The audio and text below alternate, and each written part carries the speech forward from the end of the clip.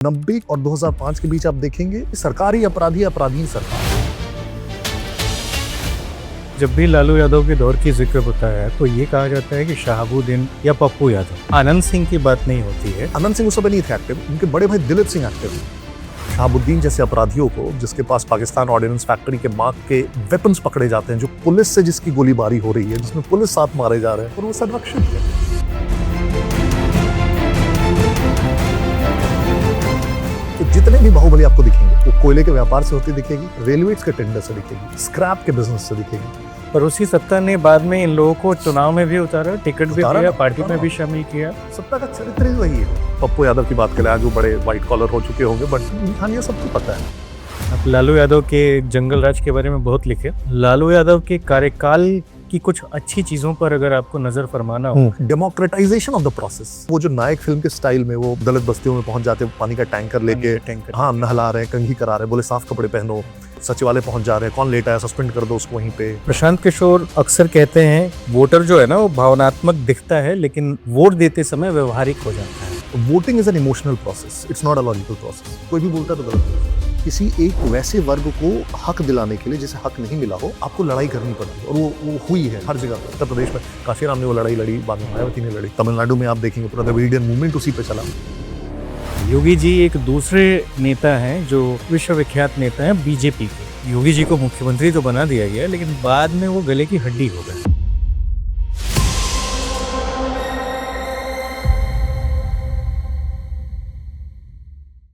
नमस्कार, आदाब, सॉल्ट देख रहे हैं आप। ये पीपल्स अफेयर है। मेरा नाम अनिल शारदा है और आज के हमारे जो मेहमान हैं वो मृत्युंजय शर्मा हैं। चुनाव प्रबंधन का काम करते हैं, भाजपा के प्रवक्ता भी हैं, और इन्होंने एक किताब लिखी है ब्रोकन प्रोमिसेस, जो कि बिहार पर है, लालू यादव पर है और उस दौर के जंगल राज पर है, जैसा कि इनकी किताब क्लेम करती है। और ये भी है कि इनके किताब के आने के बाद 2025 में बिहार चुनाव में बीजेपी को नैरेटिव बनाने में बहुत आसानी हुई थी, ऐसा कहा जाता है। हम इनसे बहुत कुछ बातचीत करने वाले हैं, खासकर यूपी का चुनाव 2027 में कैसा होने वाला है, समाजवादी पार्टी की स्थिति क्या है, बहुजन समाज पार्टी की स्थिति क्या होने वाली है, उस पर भी बात होगी, और योगी आदित्यनाथ के पूरे कार्यकाल पर भी बातचीत होगी। इसी के साथ हम जानने की कोशिश करेंगे कि बिहार और यूपी में बाहुबलियों का जो दबदबा है वो कैसे पनपा, 90 के दौर में ये बाहुबली कैसे आए, और राजनीतिक पार्टियों ने अपने अपने फ़ायदे के लिए अपने अलग अलग समय क्रम में उनका इस्तेमाल कैसे किया। सबसे पहले तो सर स्वागत है। जरूर बताइए, क्या सचमुच नैरेटिव गढ़ने में फ़ायदा हुआ था? नहीं, ऐसे किताब लिखने का अगर आप पर्पस पूछेंगे तो ऐसा कुछ भी नहीं था, बिकॉज मैं उसी क्षेत्र से आता हूँ। मेरा जन्म अविभाजित बिहार में हुआ था और पला बढ़ा हूँ। मैंने बहुत सारी उसमें जो चीज़ें लिखी हैं वो देखा है अपनी आंखों से। मे भी शायद उसका भुक्तभोगी नहीं रहा हूँ व्यक्तिगत तौर पे, लेकिन अपने आसपास बहुत लोगों को इतनी कहानियां सुनी और देखा है, परिवारों में, दोस्तों में, यारों में। तो लिखने का पर्पस ये था कि क्योंकि जैसी बड़ा हुआ, फिर दूसरे शहरों में गया, काम किया, तो जो बिहार का रिप्रेजेंटेशन था ना हर जगह पे, वो बड़ा सिंपलिस्टिक था। उसका सबसे ज्यादा रिप्रेजेंटेशन कहाँ से आता है? मूवीज से आता है। उसमें बस एक्सेंट को थोड़ा सा ट्विस्ट कर दीजिए, पान खिला दीजिए तो बिहारी हो गए, राइट? तो बहुत गमछा बांध दीजिए and all of those things. तो मुझे लगा इतना सिंपलिस्टिक, प्लस ना उसके उसके उसके बैकएंड के रीजंस पे कोई बात नहीं होती थी। लाइक ठीक है, वो बन गया वैसा, बट हुआ कैसे वैसा, मतलब इतना यूनिक कैसे हुआ कि वहीं पे ये सारी चीजें हुई। और उस पे मुझे कहीं भी बहुत सीरियसली कोई ऐसा लिटरेचर, वैसी लेखनी मुझे नहीं दिखी। तो मैंने लिखना शुरू किया, इनफैक्ट शायद खुद को पहले एक्सप्लेन करने के लिए कि व्हाई डिड इट, मतलब बिहार जो बना कैसे एक्चुअली। और धीरे धीरे फिर उसने वो पुस्तक का रूप ले लिया। मुझे लगा कि ये स्टोरी कही जानी चाहिए। उसे मैं स्टोरी कहता हूँ क्योंकि वो पढ़ने पे वो फिक्शन ही लगती है। ज्यादातर लोग, इनफैक्ट एक बड़े अच्छे मित्र हैं मेरे रांची में, वो कहते हैं कि बिहार से ही है। तो उनका ना 12-13 साल का बेटा, लेकिन वो बहुत पढ़ता है। तो उन्होंने उसको ये किताब दी ब्रोकन प्रॉमिसेस पढ़ने के लिए। तो उस बच्चे ने पढ़ा, फिर पापा को, पापा ये तो बहुत अच्छी कहानी है, तो फिक्शन। बेटा ये फिक्शन नहीं, रियलिटी है, राइट? तो इंटेंशन ये था। बट हाँ, फिर हुआ ये कि थोड़ी बुक चर्चित हुई। शायद उन लोगों के लिए बहुत बड़ा सरप्राइज था जो बिहार को उतना अच्छा नहीं जानते थे। इनफैक्ट बहुत ऑनेस्टली पटना में जिन्होंने अपनी पूरी जिंदगी बिता दी है, वैसे बहुत सारे लोग रीच आउट किए मुझे। उन्होंने कहा यार हम पटना में रहते थे फिर भी हमें नहीं पता था कि बिहार में ये सब हो रहा है, क्योंकि वो प्रोटेक्टेड एनवायरमेंट्स में थे एक तरीके से। तो वो ना कहानियां एक तरह से वापस आने लगी 20 साल के बाद, 25 साल के बाद। बहुत सारी चीजों पे चर्चा हुई, फोन कॉल्स आए, ये वो, और उसके बाद फिर बहुत सारे पॉडकास्ट भी हुए उस पर। इंटरेस्टिंग टॉपिक बन जाता है वो पॉडकास्टर्स के लिए। तो वो 2024 में मार्च में आई किताब। इलेक्शंस तो 25 में नवंबर में थे, 1.5 साल बाद। सो एक्चुअली नो कोरिलेशन, लेकिन वो फिर इतनी ज्यादा वो वीडियोस, रील्स और वो लोगों तक फाइनली पहुंची और लोग रेजोनेट करने लगे। वो मतलब ना, बिकॉज कई बार ना अगर आप बहुत न्यूट्रल होके, ठीक है अपने अपने बायसेस लोगों के होते हैं, मेरे भी होंगे, आई कैन नॉट लेकिन फिर भी बहुत फैक्चुअल रह के अगर रखने की कोशिश करेंगे ना, तो people will accept the fact कि फैक्ट्स पे मैं इसको काउंटर नहीं कर पा रहा हूँ, राइट। तो वो शायद क्रेडिबिलिटी भी थोड़ी सी बनी, और इसलिए वो बिहार चुनाव आते आते हुआ ये कि वो हर एक, मैं खुद भी चुनाव में था वहां पे इनफैक्ट, क्योंकि मैं बीजेपी का स्पोक्स पर्सन हूँ, तो आई वाज देयर, और वहां पे टीम पे भी था। तो मैं जहां भी जा रहा था फील्ड में, गांव में, तो हर एक बच्चे के मोबाइल पे वो वो वीडियोस पहुंच चुके थे एक तरीके से। वो जनरेशन जिसने वो दौर देखा नहीं था, वो हमें शिल्पी जैन की कहानियां बता रहा था, वो साबिया यादव की कहानियां बता रहा था, जो शायद तब तक पैदा भी नहीं हुए थे इनफैक्ट। साधु यादव ने आप पे वो 5 करोड़ का डिफॉर्मेशन भी किया था। हाँ, तो उन्होंने नोटिस 3 बार भेजा, but I was very clear कि मैं उसमें अपोलोजाइज करने का था। मैंने कहा अपोलॉजी तो बहुत दूर की बात है, मतलब मैं बहुत क्लियर हूँ, जो मैंने बोला फैक्ट है, तो मैं उसको वापस भी नहीं लेने वाला हूँ। मतलब अपोलॉजी तो खैर आप भूल ही जाइए। And I was in as many words, मैंने कहा कि अगर कोर्ट में जाएंगे तो I can bring out even more better things. मुझे तो मजा आएगा, मुझे तो किसी वकील की भी जरूरत नहीं है, मैं तो खुद ये केस लड़ सकता हूँ। He never filed a case. पर समस्या मुझे तब लगती है ना कि जब भी लालू यादव के दौर की जिक्र होता है तो ये कहा जाता है कि शहाबुद्दीन या पप्पू यादव, आनंद सिंह की बात नहीं होती है। वो कास्ट और पॉलिटिक्स में जो यादव और मुस्लिम की जो बात होती है, वही धूरी पकड़ के हर एक आदमी बात कर जाता है, वहां नहीं जाता है। नहीं क्यों? तो नहीं बिल्कुल, मैंने वो उस दौर में तो थे। बिल्कुल, मैं आ रहा हूँ, उसी पे आ रहा हूँ। तो अगर आप मेरी बुक भी पढ़ेंगे और जितने पॉडकास्ट मैंने किए उस पर भी देखेंगे, मैं अगर सबसे ज्यादा, कई बार मुझसे पूछा क्या सबसे ज्यादा दिल दहला देने वाला है आपको विभत्स अपराध कौन लगता है, मतलब ऑडिशियस क्या लगता है, तो मैं 94 की जो जी कृष्णैया की हत्या है डीएम रहते उसकी बात करता हूँ मैं, मुजफ्फरपुर, जिसकी सजा में आनंद मोहन और लवली आनंद जेल गए। आनंद सिंह उस समय नहीं थे एक्टिव, उनके बड़े भाई दिलीप सिंह एक्टिव थे। आनंद सिंह तो 2005 के बाद है। तो दिलीप सिंह का मैं मानूंगा, वो भी उतने बड़े अपने क्षेत्र में थे, लेकिन आनंद मोहन हाँ मैं मानूंगा, राइट। और भी बाहुबली थे जो अगड़ी जातियों से भी आते थे, मैं मानता हूँ, सब थे। मैं अगर एमसीसी को गलत बोल रहा हूँ तो रणवीर सेना को भी गलत बोल रहा हूँ, दोनों गलत है, हिंसा कहीं भी गलत है, राइट। एक डिफरेंस क्या आ जाता था दोनों पक्षों में, जो आप कह रहे हैं कि एक पप्पू यादव शहाबुद्दीन वर्सेस लेट से दूसरी जातियों के, कि वो लोग इस सरकार के खिलाफ भी लड़ रहे थे, राइट। और ये लोगों को सत्ता का संरक्षण प्राप्त था। तो सत्ता का संरक्षण प्राप्त होता है तो आपकी पावर 4 गुना बढ़ जाती है, बशर्ते कि आप सरकार के विरुद्ध लड़ रहे हैं। दोनों पक्ष दोषी हैं। पर उसी सत्ता ने बाद में इन लोगों को चुनाव में भी उतारा, टिकट भी दिया, पार्टी में भी शामिल किया, फिर चाहे वो आरजेडी हो। सत्ता का चरित्र वही है, सत्ता का चरित्र वही है। इस पे एक सवाल है मेरा। 1990 के बाद उत्तर प्रदेश में बाहुबलियों की राजनीति का उदय कैसे हुआ, इस पर हमको बातचीत करनी है। और हमें समझना है कि ब्रजेश सिंह, मुख्तार अंसारी, अतीक अहमद, राजा भैया, धनंजय सिंह, ये जितने भी लोग थे ना उस दौर में, मंडल कमीशन के बाद एकदम से पनपे, और पनपने के बाद इन लोगों ने हर सेक्शन में जाके अपना एक सिस्टम बना लिया।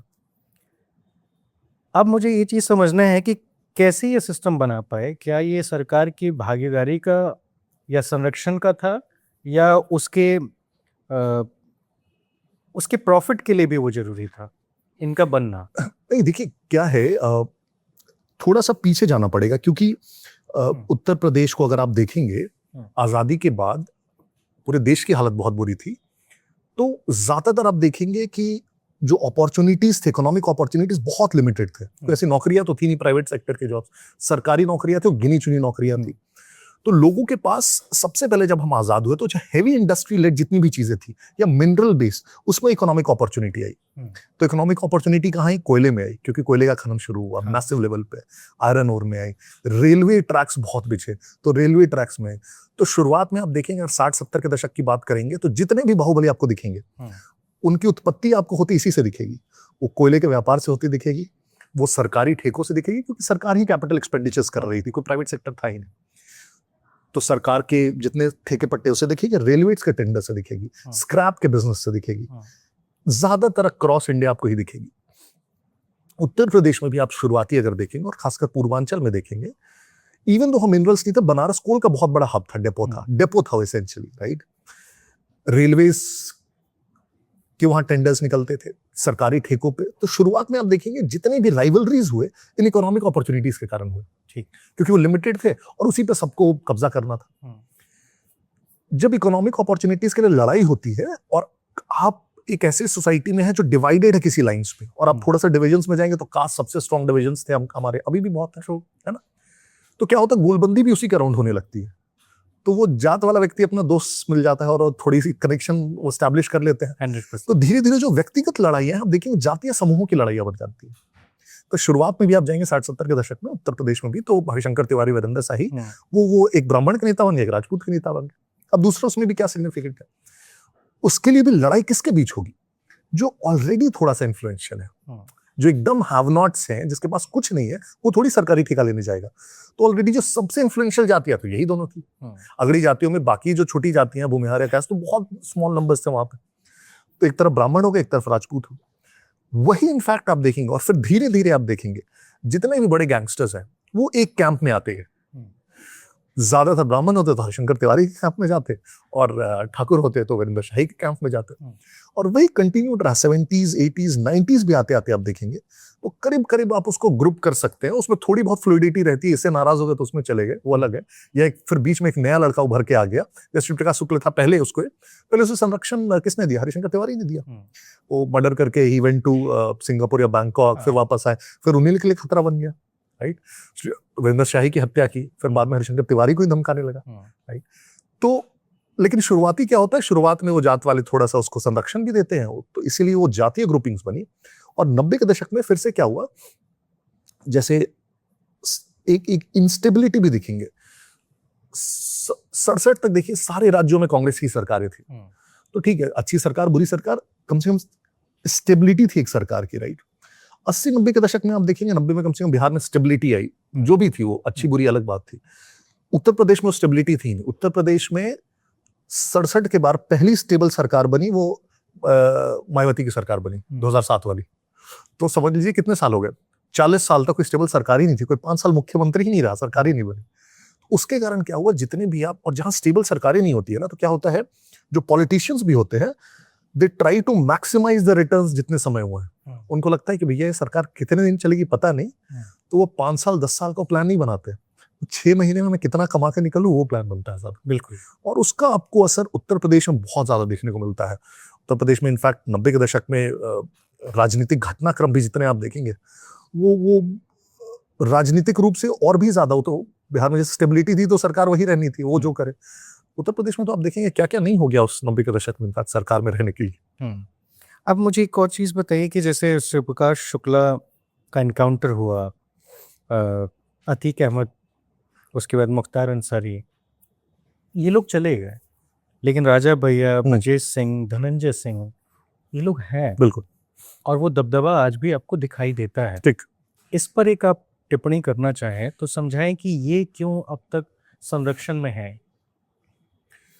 मुझे जो लगता है, देखिए जितने भी बाहुबली होते हैं, बाहुबली आप बोल लें, आप अपराधी बोल लें, जो भी, वो ना एक लार्जर इकोसिस्टम में काम करते हैं और उनको सिग्नलिंग मिलती है।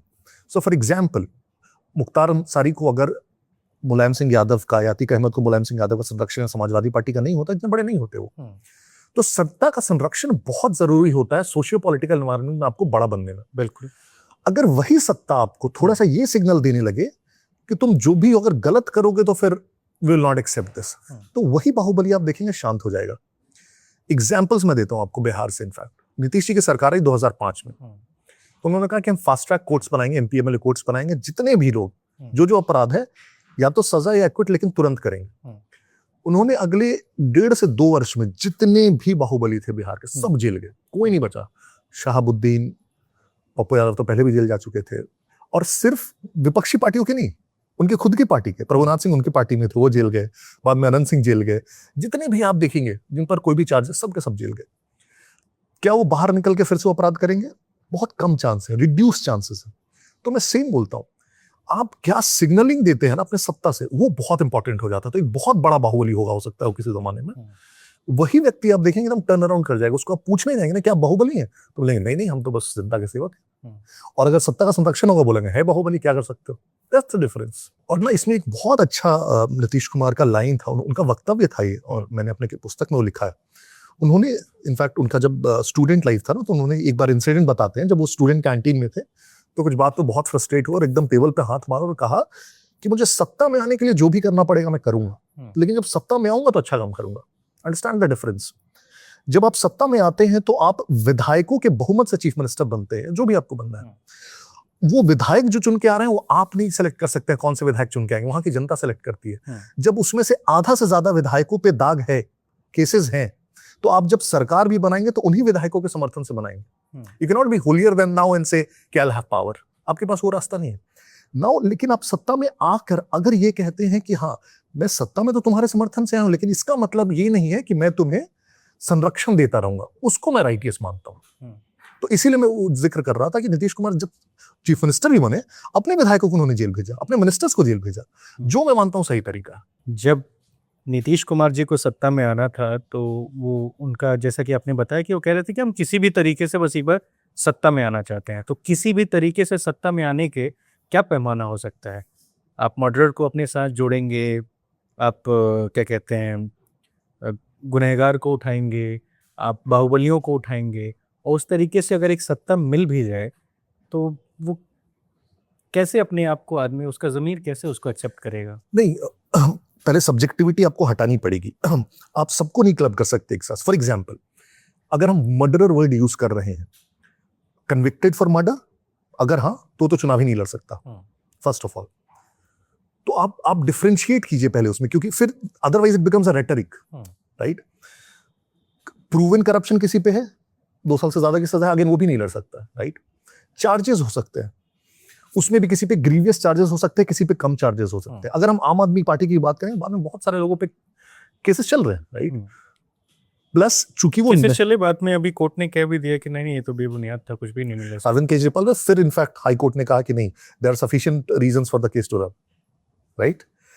तो प्लस चूंकि वो फ्रेश लोग थे तो शायद हमें उसका बैकग्राउंड भी नहीं पता है। अगर आप किसी पॉलिटिशियन, पुराने पॉलिटिशियन की बात कर पा रहे हो, नाम ले पा रहे हो, क्योंकि उसका 30 वर्षों का इतिहास आपको पता है, इनका आपको इतिहास भी नहीं पता होगा, राइट। जब वो आप सत्ता में आते हो, पब्लिक आई में आते हो, तो बहुत सारी चीजें पता चलने लगती है, राइट।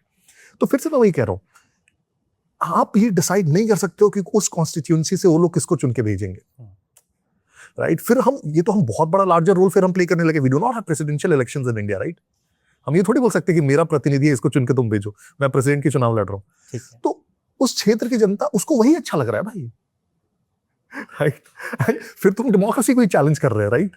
क्योंकि अगर वोटिंग प्रोसेस को चैलेंज कर रहे हैं तो वो पूरे सिस्टम को ही चैलेंज कर रहे हैं। तो उसको, जिसको वो चुन के भेज रहा है वो बंदा, वो एमएलए है, एमपी। दूसरा, एज पॉलिटिकल पार्टीज ऑल्सो आप ये समझिए, कोई भी पॉलिटिकल पार्टी विनेबिलिटी के लिए टिकट्स देती है, राइट। उसमें भी कंडीशंस आएंगे। मैं ऐसे बहुत सारे केसेस जानता हूं जहां शायद एक थोड़ा ज्यादा बंदा जीतने के चांसेस थे, लेकिन ज्यादा कंट्रोवर्शियल तो उसको नहीं देगी, किसी और सेकंड वाले को दिया गया। लेकिन विनेबिलिटी के लिए आप दे रहे हैं टिकट्स। अब उस क्षेत्र में जब सर्वे हो रहा है तो पता चल रहा है 70% जनता बोल रही इसी को वोट देंगे, तो आप एक दूसरे को वोट देके करने क्या वाले हैं। अच्छा, वो 90 के दौर में जब बात कर रहे थे, हाँ, आप लालू यादव के जंगल राज के बारे में बहुत लिखे जी। पर लालू यादव के कार्यकाल की कुछ अच्छी चीजों पर अगर आपको नजर फरमाना हो, क्या कहेंगे आप? मुझे लगता है, और इनफैक्ट मैंने लिखा है कई जगहों पे, कि आप जब 90 में वो मुख्यमंत्री भी बने और जनता दल को ना एक बहुत ज्यादा एक्सपेक्टेशन थी उनसे, राइट। और उनके जितने भी साथी थे, नीतीश कुमार ने बहुत इंपॉर्टेंट रोल प्ले किया उनके मुख्यमंत्री बनने में। लालू खुद कहते हैं इस बात को बार बार कहते हैं। तो जितने साथी थे ना, उनको लगा कि पहली बार आप देखेंगे उस 90 के दौर में वीपी सिंह जी की सरकार आई, उसके बाद फिर यहाँ पे फिर आपके उत्तर प्रदेश में मुलायम सिंह जी की सरकार आई। तो कई जगहों पे आप देखेंगे पहली बार जो पिछड़ी जातियां थी, और जनता दल आप देखेंगे जो मंडलाइज्ड एक तरह से, वो इंटरमीडिएट कास्ट से डोमिनेटेड थी। उसमें ज्यादातर, जैसे बिहार में आप देखेंगे जो त्रिवेणी कास्ट बोलते हैं, यादव, कुर्मीज, कोयरीज, उत्तर प्रदेश में भी आप वैसे देखेंगे, उनका डोमिनेंस एक तरह से सामने आने लगा। तो ये बहुत लगा कि जो और भी जातियां हैं, जोगड़ी जातियों को छोड़ के, ओबीसीज प्लस दलित्स ऑल्सो, उन जातियों को जिनको अभी तक अधिकार नहीं मिल पाया है ना, हर एक तरीके से उनको अधिकार मिल पाएगा। तो ये बहुत बड़ा एक्सपेक्टेशन था। शुरुआती आप उनके काम भी देखेंगे, शुरुआती आप उनके भाषण भी देखेंगे, तो यही कोर रहता था। और शुरुआत में करीब करीब मैंने पुस्तक में लिखा 6 महीने साल भर तक करीब करीब वो जो नायक फिल्म के स्टाइल में वो लालू प्रसाद यादव इनफैक्ट वो दलित बस्तियों में पहुंच जाते, पानी का टैंकर लेके, हाँ, नहला रहे हैं, कंघी करा रहे हैं, बोले साफ कपड़े पहनो, सचिवालय पहुंच जा रहे हैं, कौन लेट आया सस्पेंड कर दो उसको वहीं पे, राइट। वो पटना में डाक बंगला चौराहा पे खड़े हुए डंडा लेके ट्रैफिक खुद से मैनेज कर रहे हैं, कहीं दौरे पे जा रहे हैं तो पेड़ के नीचे बैठ गए, ही पंचायत लगेगी, right. So democratisation of the process, right. एक कॉन्सेप्ट शुरू हुआ चरवाहा विद्यालय का, क्योंकि बहुत सारे बच्चे भी गाय भैंस चराते हैं गाँव में। अब तो थोड़ा कम हो गया, पहले ज्यादा चराते थे। तो हुआ कि उनका स्कूल छूट जाता है तो वो एक गाय भैंस लाएंगे, वहीं छोड़ देंगे खेत में चरने के लिए, तब तक पढ़ लेंगे। तो चरवाहा विद्यालय शुरू हुआ। तो इंटेंशन गलत नहीं था, स्टार्टिंग गलत नहीं थी, फिलॉसफी या लॉजिक गलत नहीं थी, आप ऐसा समझिए। लेकिन वो 1-1.5 साल के अंदर क्या दिखने लगा कि वो सारे समूहों को एक तरह से सत्ता दिलाने के बजाय वो एक जाति तक सबसे पहले तो, और उसके बाद उस जाति में भी एक कोटरी तक वो सत्ता सीमित हो गई, राइट। तो इनफैक्ट नीतीश कुमार का सबसे पहला ऑब्जेक्शन था वो यही आया, और उन्होंने जो एक बहुत बड़ा पत्र लिखा था जब वो लालू से अलग हुए, उस पत्र को रिप्रोड्यूस किया गया श्रीकांत जी की पुस्तक में। उसमें वही लिखते हैं कि जब हम लोग सत्ता में आए थे और हमने आपकी इतनी मदद की, तो हमें लगा था कि सारे वैसे समूह जो पिछड़े हुए थे उन सबको सत्ता में अधिकार मिलेगा, लेकिन ये सिर्फ एक जाति की सरकार बनकर रहेगी, और उस जाति में भी कुछ लोगों की सरकार बनकर रहेगी। और इसलिए आप देखेंगे जो शायद डेमोक्रेटाइजेशन होना चाहिए, जो उनको हक मिलना चाहिए, सबसे पहला विरोध भी हुआ तो कुर्मियों के द्वारा हुआ। उन्होंने कहा यार हम तो साथ साथ थे, इनफैक्ट त्रिवेणी संघ हम कहते हैं, राइट, और सबसे पहले आप हम ही को टारगेट कर रहे हैं। तो उस कारण से मुझे लगता है। और दूसरा, कई बार क्या होता है ना कि जैसे किसी एक वैसे वर्ग को हक दिलाने के लिए जिसे हक नहीं मिला हो, आपको लड़ाई करनी पड़ती है, और वो हुई है हर जगह पे, पूरे विश्व में। यहाँ पे भी उत्तर प्रदेश में काशीराम ने वो लड़ाई लड़ी, बाद में मायावती ने लड़ी, तमिलनाडु में आप देखेंगे पूरा द्रविडियन मूवमेंट उसी पे चला। लेकिन ना बिहार मुझे लगता है वो बहुत ज्यादा बिटर हो गया। मतलब वो ये सिर्फ नहीं था कि हमें वो हक चाहिए, वो ये था कि तुमने हमें प्रताड़ित किया पहले, अब हम तुम्हें प्रताड़ित करेंगे। एंड लालू पब्लिक भाषण में बोलते थे कि कुर्ते के ऊपर पहले कुर्ते के अंदर गंजी पहनी जाती थी, अब गंजी को ऊपर पहनने का समय आ गया है कुर्ते के, राइट। और बहुत क्लियर वो मैसेजिंग जाता था कि पहले तुम्हारा प्रताड़ना था, अब हमारा प्रताड़ना। एंड मुझे लगता है कि उसके कारण आप देखेंगे जो जातीय सेनाएं बनी, राइट, जो जातीय विद्वेष पैदा हुआ गाँव में, आसपास के गाँव में लोग एक दूसरे से जाने से डरने लगे, राइट, वो एक्सट्रीम पॉइंट पे चला गया। थोड़ा सा अगर उसको मॉडरेट कर सकते थे, नीतीश कुमार भी सेम फिलॉसफी की बात करते, उन्होंने शायद जितना हक दिलाया होगा पिछड़ों को किसी ने नहीं दिलाया होगा, मैं मानता हूँ। जो एबीसी बाइफर्केशन किया, उन सारी जातियों को ऊपर लेके आए। तो एक ही काम को, एक ही फिलॉसफी को इंप्लीमेंट करने के कितने 2 डिस्टिंक्ट तरीके हो सकते हैं, ये दिखता है हमें। पर नीतीश कुमार की अगर पार्टी को देखें हम, जेडीयू को, और उसमें मंत्रियों की संख्या देखें या विधायकों की संख्या देखें, तो उसमें भी आपको कुर्मी सबसे ज्यादा ही दिखेंगे। कुशवाहा, यादव, उसके बाद राजपूत आएंगे। जब लालू यादव की आरजेडी पार्टी थी तो मुख्य नेता वो थे, लेकिन उसके बाद भी राजपूत कम्युनिटी ज़्यादा थी उनकी पॉलिटिकल पार्टी में, जो चलाती थी अच्छे से। आप अगर देख लें तो मैं 95 का डेटा मुझे याद नहीं है, 2015 का डेटा मुझे याद है, क्योंकि थोड़ा रिसेंट इलेक्शंस था। सी अगेन, ये पॉइंट ही नहीं है कि किस कास्ट के कितने विधायक हैं, मैं उस पर जाना ही नहीं चाहता हूँ। वो इमटेरियल है, to be honest, very honest.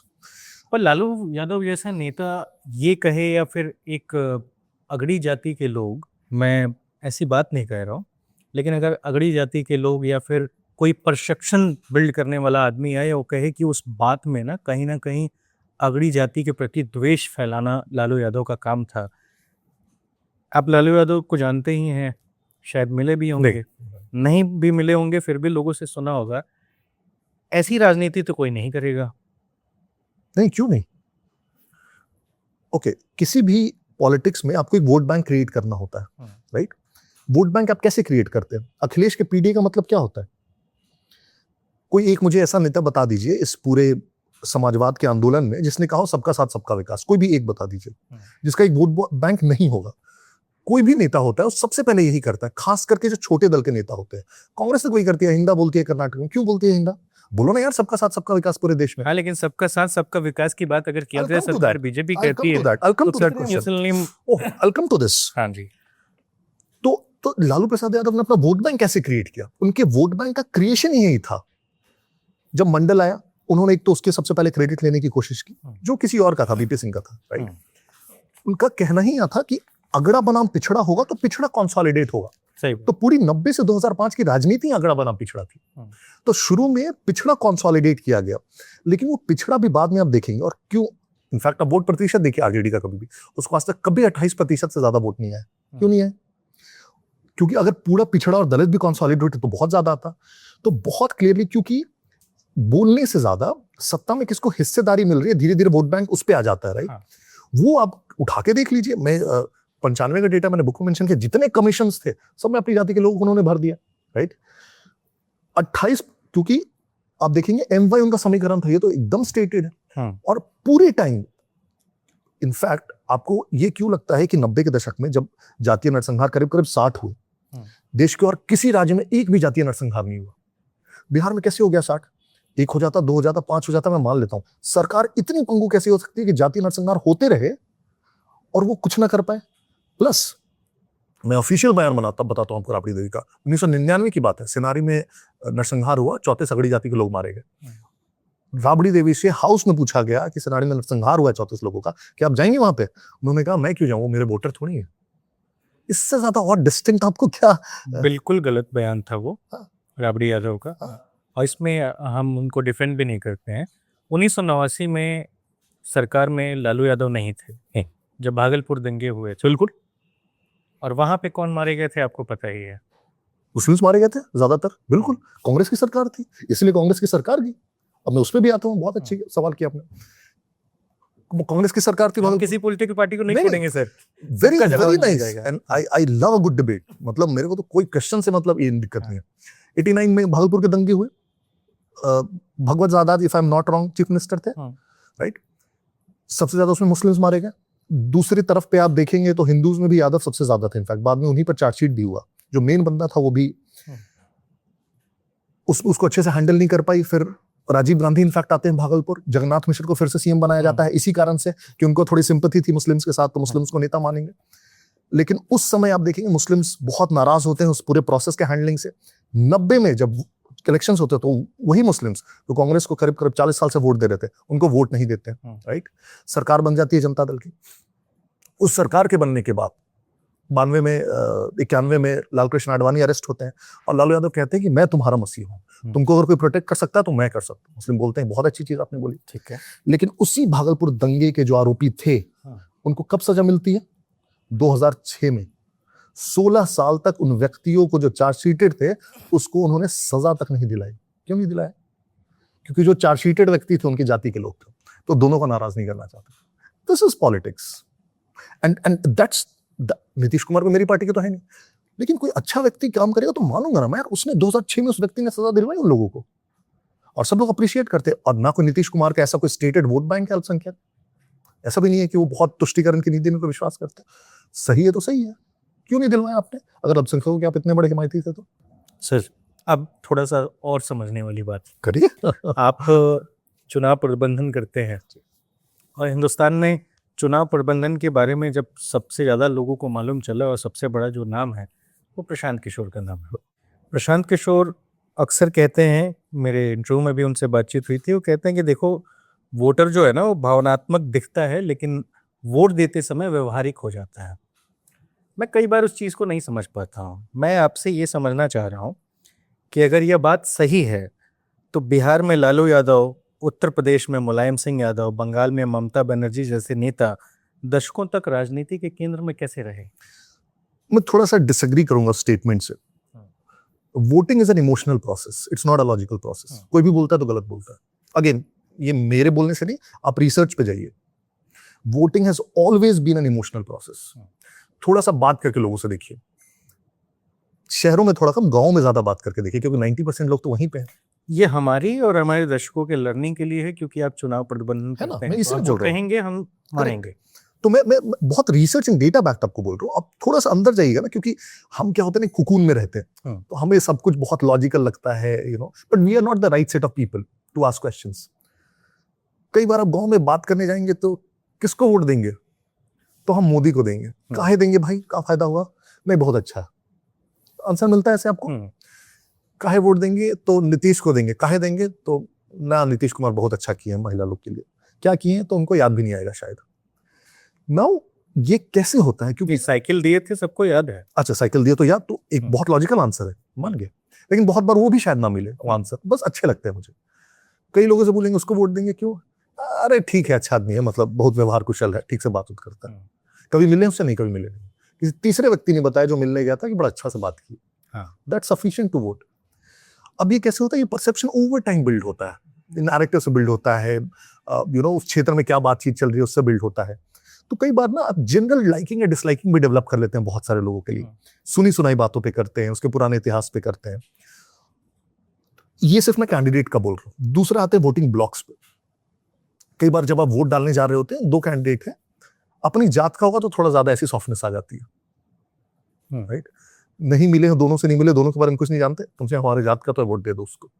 This is an emotional process. Again logical तो है नहीं कि अपनी जात को वोट दो।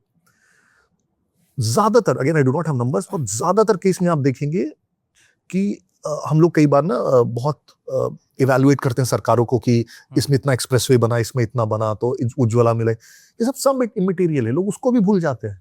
फाइनली ओवर टाइम किसके लिए मैंने धीरे धीरे धीरे एक लाइकिंग डेवलप कर ली है। लोग अभी तक गांव में वोट देते हैं इंदिरा गांधी के नाम पे, देते हैं ना। प्रियंका गांधी इंदिरा गांधी जैसी लगती है देखने को, उस पर वो लोग वोट दे देते हैं। It's an emotional process. तो जो लाइकिंग या डिसलाइकिंग मैंने डेवलप की, and this is over time, कि कांग्रेस की पिछले 20 साल में ऐसी नीतियां रही हैं, भाजपा थोड़ा ऐसा नीतियां रहा है, तो लाइक या डिसलाइकिंग डेवलप हो सकती है। उसकी दो चीजों से मैं डिसएग्री भी करूं, उसके दो कामों को मैं नापसंद भी करूं, लेकिन ओवर टाइम मैंने ब्रॉडली देखा है कि वो जिस तरफ जा रही है, हिंदुत्व की तरफ जा रही है, तो मैं बोलूंगा मैं उसको वोट दूंगा। So it's a very emotional process. एक और चीज़ बताइए, जब इलेक्शन आता है तो हम लोग आजकल मीडिया में मतलब वॉक्स पॉप आ गया है, लोग जाते हैं माइक लेके और हाँ बताइए आपका क्या है, किसको वोट दीजिएगा, हो गया, या क्या माहौल चल रहा है। अब उस माहौल में साफ साफ दिखाई देता है कि हम नीतीश कुमार के खिलाफ हैं, या हम योगी जी के खिलाफ हैं, या हम ममता जी के खिलाफ हैं। और जब चुनाव में वोट आता है तो एकदम डिफरेंस हो जाता है। अब पिछले कुछ चुनावों को अगर आप देख लें तो उसमें जब सरकार बीजेपी की बन जाती है तो उसमें ये कहा जाता है कि इलेक्शन चोरी हो गया। ठीक है, बिहार में एग्जाम्पल दिखा हमें, और बंगाल में भी हमें दिखा। अच्छा, पॉलिसी के नाम पे 5 अक्टूबर को भी गया पैसा, और 22 या 26 तारीख को अक्टूबर में भी एक दूसरा इंस्टॉलमेंट गया। क्या ये सही था? दो चीजें। पहला वाला आपने कहा, सवाल पूछते हैं तो कुछ और आ जाता है, बाद में कुछ और आ जाता है, और वोट चोरी वाला, पहले मैं उसका आंसर करता हूँ। देखिए, अगर कोई थोड़ा सा ना इलेक्टोरल प्रोसेस में इंडिया में इन्वॉल्व है, राइट, उसके एडमिनिस्ट्रेशन ब्यूरोक्रेसी साइड से, आप उससे कभी भी बात कीजिएगा, आपको बात करने से समझ में आ जाएगा जो हमारा इलेक्टोरल प्रोसेस है इतना रोबस्ट है ना, इतना रोबस्ट है, मतलब एक वो बोलते हैं ना, परिंदा भी पर नहीं मार सकता, वो वाली स्थिति है। मैं पॉलिटिकल पार्टी से इसलिए नहीं बोल रहा हूँ, आई लव दैट प्रोसेस कि हम लोगों ने कितना डिलीजेंटली उसको इवॉल्व किया है। आप थोड़ा सा इलेक्शन का इतिहास इंडिया में पढ़िएगा तो आपको समझ में आएगा कितनी मेहनत लगी होगी। हम लोग जब 52 में पहला इलेक्शन किए थे, देश की साक्षर जनता थी 12%, तो लोग ना पढ़ नहीं पाते थे, तो अगर इनको वोट कैसे डलवाएंगे, राइट। तो उसमें बड़ा इंटरेस्टिंग, इनफैक्ट मैं ऐसे जस्ट थोड़ा डाइग्रेस कर रहा हूँ क्योंकि बड़ा इंटरेस्टिंग है वो। तो पहले ना पूरा यही सोचने में, सुकुमार सेन हमारे पहले इलेक्शन कमिश्नर थे, चीफ इलेक्शन कमिश्नर, तो यही परेशान थे कि लोगों को पढ़वाएं कैसे। तो सिंबल का इजाद हुआ, जो आज सिंबल हम बात करते हैं, कि पढ़ नहीं पाएंगे मतलब जनसंघ है ना, लेकिन दिया तो पहचान जाएगा, है ना, तो यो हुआ। लेकिन फिर बैलेट पेपर भी दे देते तो उस पर नाम थोड़ी पढ़ पाते, तो फिर कैसे करेंगे। तो जितने पॉलिटिकल पार्टीज कंटेस्टेंट्स उतने डब्बे बनते थे, और उस डब्बे पे वो सिंबल बनता था कि दिया छाप है, वो जोड़ा बैल है कांग्रेस का, और तो उसमें कुछ नहीं करना, खाली पर्ची फोल्ड करके डाल देना, तो एक वोट हो गया। वहां से हम लोग शुरुआत की। इनफैक्ट उसमें इलेक्टोरल रूल्स के आज ये लोग जो बात करते हैं, गांव में औरतों के नाम नहीं लिए जाते थे, बताती भी नहीं थी, तो आप उसका इलेक्टोरल रूल में नाम कैसे डालेंगे। तो फलाने की पत्नी फलाने की बहू होता था, वो घूंघट डाले हुए उसको उसको उसका चेक कैसे करेंगे, आई कार्ड्स नहीं होते थे। हम लोग वहां से शुरुआत की है। आज के दिन में आप इलेक्टोरल प्रोसेस अगर इंडिया का देखेंगे, और हम तो जिस दिन इलेक्शन डालने जाते हैं उस दिन देखते हैं, किसी भी जगह वो प्रोसेस 6 महीने पहले से शुरू हो जाती है। वहां के जो रिटर्निंग ऑफिसर्स अपॉइंट होते हैं, जो भी ब्यूरोक्रेट्स हैं वहां के, वो पोलिंग स्टेशन का आइडेंटिफिकेशन से लेके इलेक्टोरल रोल की प्योरिटी से लेके वो वहां पे व्हीलचेयर जा सकता है कि नहीं, पानी जा सकता है कि नहीं, ईवीएम्स कैसे आएंगे, उसका रैंडमाइजेशन से लेके, और पूरे प्रोसेस में हर बार जो पॉलिटिकल पार्टीज उसके रिप्रेजेंटेटिव्स इन्वॉल्व होते हैं, आपको भी पता है। उसमें कोई भी प्रोसेस बिना इलेक्टोरल पार्टीज के रिप्रेजेंटेटिव्स के हो ही नहीं सकता है। टिल काउंटिंग और डिक्लेरेशन ऑफ रिजल्ट, वहां तक पॉलिटिकल पार्टीज के रिप्रेजेंटेटिव हो सकते हैं। तो इतना रोबस्ट प्रोसेस है, उसको देखिए, आपके क्रिटिसिज्म हो सकते हैं, बोल सकते हैं कि इस प्रोसेस में यहाँ थोड़ी और एफिशिएंसी हो। फॉर एग्जांपल, जैसे ईवीएम आए तो बोला गया कि वीवीपैट आना चाहिए, तो सामने दिख जाए। तो शुरू में ना सब में वीवीपैट्स नहीं थे, रैंडमाइज थे। फिर हो गया अब सब में वीवीपैट्स होने जाने चाहिए, तो सब में वीवीपैट हो गए, तो सामने दिख रहा है। फिर हुआ कि बाद में मिलान होनी चाहिए, तो पहले हुआ कि 3% मिलान हो, फिर हुआ कि अब 10% मिलान किया जाए, फिर कहा कि अब सबका मिलान कर। It keeps evolving, right? But don't criticise the process as such कि इलेक्टोरल प्रोसेस खराब है, दैट आई डोंट। बहुत स्पेसिफिक बताओ कि कहां पे तुम्हें लग रहा है कि थोड़ा सा भी गड़बड़ का चांस है, that we will appreciate, right? Same with ये जो पूरा वोट चोरी का नैरेटिव। देखिए, होता क्या है कि कई बार आप कोई नैरेटिव बिल्ड करने की भी कोशिश करते हैं ना, अगर उसमें थोड़ा सा कोई जनता रेजोनेट करेगी तो बिल्ड हो जाएगा। मान लीजिए कहीं पे बेरोजगारी की हालत खराब है, थोड़ा सा अगर बोलेंगे ना यार रोजगार की हालत खराब है, तो 100 बच्चे भी आ जाएंगे आपके साथ, लड़के भी जो एक्चुअली बेरोजगार, तो नैरेटिव बिल्ड होगा। ये वोट चोरी, और हम लोग जैसे बिहार में थे, दिस इज एक हम लोग के ग्रुप का पर्सनल फीलिंग था कि जितना ज्यादा राहुल गांधी इस नैरेटिव को उठाएंगे, वो उतना ज्यादा डैमेज करेंगे आरजेडी को और अपने साथ की पार्टियों को, क्योंकि वो दूसरे मुद्दे नहीं उठा पाएंगे। और वो जितना ज्यादा वोट चोरी का नैरेटिव उठाएंगे उतना ज्यादा हमें फायदा होगा, क्योंकि वो सही मुद्दे ही नहीं उठा पाएंगे। और एक्चुअली ये हुआ, उस वोट चोरी के नैरेटिव ने दूसरे मुद्दों को, क्योंकि सरकार की थोड़ी बहुत विफलताएं कहीं भी होंगी, वो रोजगार पे बात करते, वो स्वास्थ्य पे बात करते, शिक्षा पे बात करते, किसी ने बात ही नहीं किया, किसी ने नहीं बात की। पूरा चुनाव वोट चोरी में निकल गया। और उस नैरेटिव से एक्चुअली अगर आप ग्राउंड पे होंगे, मैं घूमा हूं, कोई किसी ने रेजोनेट नहीं किया, सब मतलब ऐसे मतलब मजाक उड़ा रहे थे, क्या मजाक वाला वोट चोरी का नैरेटिव लेके आ गया। हाँ, मुझे इस चीज को स्वीकार करने में कोई दिक्कत नहीं है, क्योंकि वोटर अधिकार यात्रा जो निकली वो उस तरीके से कैश नहीं कर पाई, वो भीड़ तो नहीं पहुंचा। भीड़ तो ठीक है, आप अपने कार्यकर्ताओं को ला सकते हैं उसमें, और कितना अनप्रिपेयर्ड, उसमें जितने एग्जांपल्स आप लेके आए, जिसको कार पे खड़ा करके आपने बोला, वो अपनी जगह सही कराई आपने, बाद में उसका वहां पे दिखाया गया कि उसमें लिस्ट चस्पा हुआ है, उसको 3 बार बोला गया कि यार अपना फॉर्म भर दो, उसने फॉर्म भरने से इनकार कर दिया, बाद में उसका लिस्ट में नाम है। तो नैरेटिव बनाने के लिए भी there has to be some ground reality. Bengal में भी, लेकिन बंगाल में उन लोगों ने इंटरेस्टिंगली बहुत ज्यादा इसको नहीं खींचा। देखिए, बंगाल में अगर बीजेपी ने नैरेटिव बनाया वहां पे कट मनी का, तो अगर वो नहीं होता तो क्या बन जाता? नहीं बनता ना। बंगाल में अगर मालदा मुर्शिदाबाद रीजन में इन्फिल्ट्रेशन का नैरेटिव बना, वो ईस्ट साइड पे नहीं बना, वो पुरुलिया बांकुड़ा में नहीं बना, क्योंकि वहां पे वो प्रॉब्लम नहीं है। तो you have to be intelligent enough कि यार ग्राउंड पे मुद्दा कम से कम 5% तो हो कि मैं उसका 50 बनाऊं, 0 को मैं 50 नहीं बना सकता। क्या अखिलेश यादव के पास इस समय जो पीडीए बना चुके हैं, क्या कोई ऐसा प्रोसेस, कोई ऐसी इस लेगेसी को बदलने का ऑप्शन हो सकता है 2027 के चुनाव में? मुझे लगता है उनके पास सबसे अच्छा मौका था जब वो 2012 में सीएम बने, एक नए व्यक्ति से, मतलब आई फाउंड हिम प्रोग्रेसिव। उस समय मुझे लगा कि बाहर से कोई पढ़ के आया तो ऐसे भी दुनिया देख ली है उसने, राइट? थोड़ा प्रोग्रेसिव होगा, राइट? तो आपके पिता की राजनीति कुछ भी रही हो, और 2012 तक ना बहुत चीजें बदल चुकी थी। अब वो उत्तर प्रदेश और बिहार नहीं रहा कि मतलब उस एरा का, तो आप बहुत सारी अच्छी चीजें कर सकते थे। और मुझे लगता है 2012 से 17 was a disappointment for him, right? वो व्यक्ति जितना कुछ कर सकता था, ठीक है, उन्होंने आंतरिक झगड़े किए कुछ बाहुबलियों को हटाने के लिए, लेकिन एज लॉ एंड ऑर्डर अगर आप देखेंगे, आप उत्तर प्रदेश में किसी से भी उतर के पूछ लीजिए कि मायावती का लॉ एंड ऑर्डर कि अखिलेश का, योगी को छोड़ दीजिए, आप 100 में से 90 लोग बोलेंगे आपको कि मायावती का लॉ एंड ऑर्डर 7 से 12। तो फिर what are you improving upon? Mayawati अगर कम से कम जो लॉ एंड ऑर्डर छोड़ के गई, उसको तुम कम से कम सस्टेन कर लेते यार। इंफ्रास्ट्रक्चरल वर्क्स आपने कुछ शुरू किए, चलिए उसको क्रिटिसाइज नहीं करते, जितना भी आप कर पाए मैं मान लेता हूँ।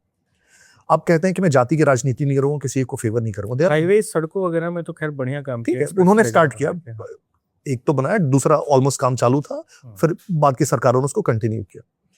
अपॉइंटमेंट्स में साफ साफ डेटा है, भास्कर के जागरण के रिपोर्ट्स हैं, एसडीओ के, आप देख लीजिए 60% उनकी जाति के लोग भर्ती हुए।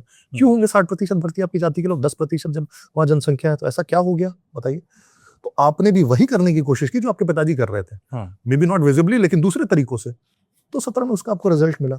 अगर एंड सेकंड, उसके कारण मुझे लगता है उसका वो बैकलैश आज तक झेल रहे हैं। क्यों, क्या होता है ना, किसी ने कोई ग्लिम्प्स देखा होता है ना आपके सत्ता का, तो डरता है व्यक्ति, फिर आएगा तो यही करेगा। अब का जो व्यक्ति, बाकी चीजों पे आप क्रिटिसाइज कर सकते हो, उत्तर प्रदेश का law and order today is जितनी अप्रिसिएशन उसकी है शायद ही किसी स्टेट की होगी। तो कोई भी ऑर्डर जो लॉ एंड ऑर्डर को फील कर रहा है अपनी डेली लाइफ में, लेट्स से वुमेन, वैसे लोग जो बहुत कॉमन मैन है, वो कभी नहीं चाहेगा कि मैं 2012-17 वाले लॉ एंड ऑर्डर में जाऊं। लेकिन बीजेपी चिंतित तो होगी, क्योंकि 2024 में जिस तरीके से वोट मिले हैं अखिलेश यादव को, 37 सीट वो चुनाव में जीत करके आए, तो क्या लगता है आपको कि मतलब बीजेपी के लिए 2027 का चुनाव इस दहलीज पे कितना मुश्किल हो सकता है? मैं मानता हूँ 24 में मार्जिनली बेटर ही हो बीजेपी से, 34 और 37 सीट्स अगर मैं सही हूँ। लेकिन मुझे उसके पीछे जो कारण है वो सस्टेनेबल नहीं लगता। जो जितनी अपनी डायग्नोसिस भी उसमें यही समझ में आया कि उत्तर प्रदेश, नॉर्थ इंडिया में, उत्तर प्रदेश में बहुत स्पेसिफिकली एक नैरेटिव चला संविधान बदल देंगे का, राइट, कि 400 पार आएगा तो संविधान बदल देंगे तो आरक्षण चला जाएगा, ये नैरेटिव चला।